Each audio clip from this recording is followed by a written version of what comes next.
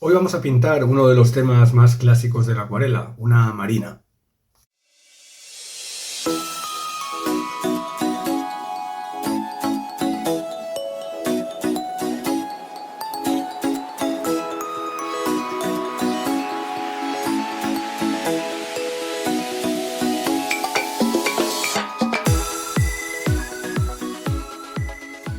En las marinas uno puede poner en práctica muchísimos recursos que se utilizan en la acuarela.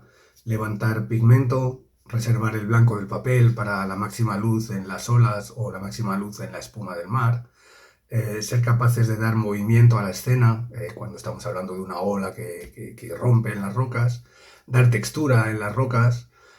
Y en general conseguir que la escena sea transparente, luminosa, llena de contrastes y con mucho movimiento. Y también en las marinas tenemos que poner en práctica de una manera muy sistemática todo lo que significa el trabajo en húmedo y el trabajo en seco.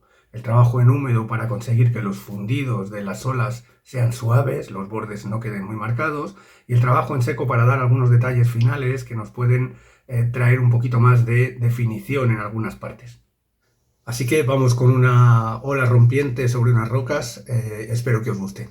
Vamos.